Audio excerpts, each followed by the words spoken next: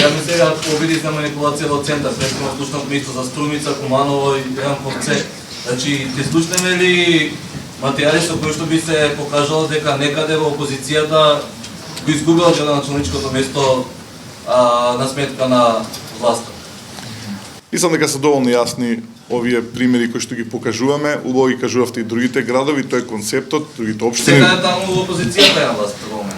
Ние гледаме дека особени притисоци има таму каде што опозицијата, нели, беше фаворит и каде што имаше поголеми шанси за победа. Меѓутоа немам ниту јас ниту било кои дилеми за тоа дека се правило насекаде.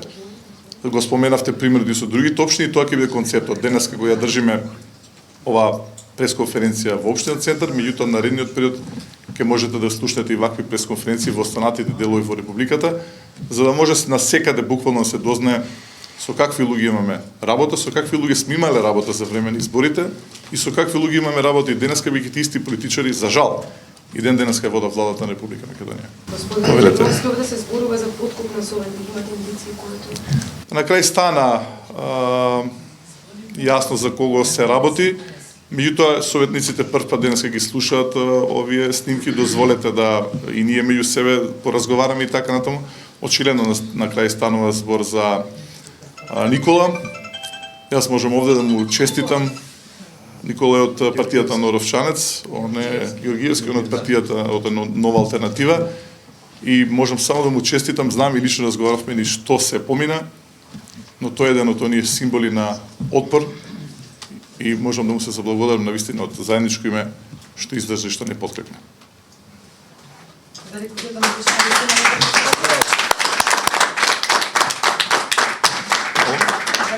Беше на вистина легализирано земјиштето? Не знам, треба да се провери, очигледно се избрани различни модели на подкуп, стана тука име и за други советници, тие самите ќе си кажат, знам дека моите колеги тука кои што се позади мене, до мене, има исти притисоци, слушнавте дека ќе не стават во машина, но силата што ни ја дадоа граѓаните на изборите, едноставно не натера да воопшто не подклекнеме.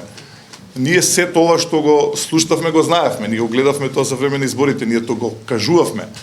Тогаш дел од граѓаните ни поверуваат, дел не ни поверува затоа што не може да ги обвиниме, на вистина е тешко да се поверува дека ова може да се случува.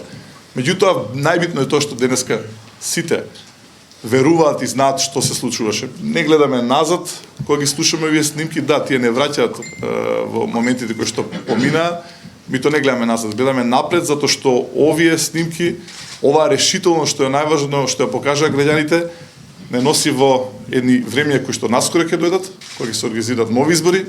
Пораката е јасна, со одлучна, со цврста битка, нема никој, ниту една влада не може да ги победи граѓаните. Поред снимките тие се нудат да ја решат легализацијата и да ја платат. Не знам дали е воопшто платена, дали извршена таква работа. Второ прашање. Спомнет само да.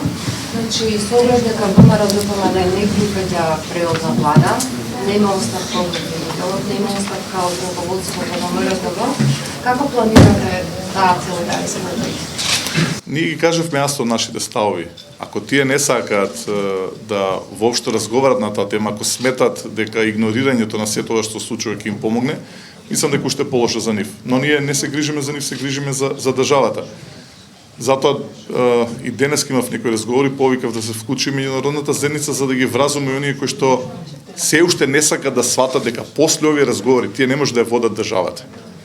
И ние докрај ќе инсистираме на едно решение кое што не е во прилог на опозицијата, е во прилог на државата. Ние мораме да направиме конкретни чекори да се врати сериозно разнишената доверба која што има денеска граѓаните во институциите, во системот, ако сакате воопшто во Република Македонија. Тоа нема да биде лесно. Според мене лично никош состојбата не била полоша, и тоа мора од некаде да почнеме. Тоа се нашите барања, инсистираме на нив, не поради нас, туку поради доброто на државата. Ако добро рекавте Никола од партијата на Норовчанец бил помогнат подкуп, ова со земјата на тој не го примува изложено. Па како што гледате, тој е само еден од советниците кои што беа изложени на притисоци. Јас имав разговори со него. А зашто не пријавил подкуп на него? Тоа е негова работа. Сите знаеме лично ни што се проаѓавме и какви беа притисоците. Не е лесно да се биде советник, градоначалник, воопшто граѓанин кој што се бори и кој што кој што е под посебен третман и кој што е изложен под посебни притисоци. Пак велам, чест, капа доле сите оние кои што издржа. Дали Шиповиќ се обрати во некој момент до вас, да ви каже дека на него нешто му се роди? Разговаравме тогаш на таа тема, јас знам и он ништо поминуваше, но дозволете таа тема да ја третираме посебно. Шиповиќ е само еден од оние на кои што им се правеше притисок. Јас сакам, навивам за тоа да се дознае вистината за негово добро, затоа што знам дека и тој беше жртва во целиот процес. Госпожо Роза, дали разбравте кој уствари сакал да ве сними, озвучен да дојде кај вас во кабинетот? Името на тоа момче излезе во јавноста, колегите од СДСМ го знаат него многу добро. Како што и кажа во самата снимка, тој е поранешен член кој што побегнал самиот се понуди да биде озвучен за да ме слушат мене. До таква средба со него не дојде. Дали други доаѓале, кои се биле озвучени, јас не знам, меѓутоа нека повелат и понатаму. Докажавме досега дека довербата што добивме од граѓаните не сакаме да изиграме и нема никош да изиграме. Трите изборни круга покажа дека тогаш победивме од центар, сега проектот наш е тоа што го направивме од центар, да го направиме во цела држава.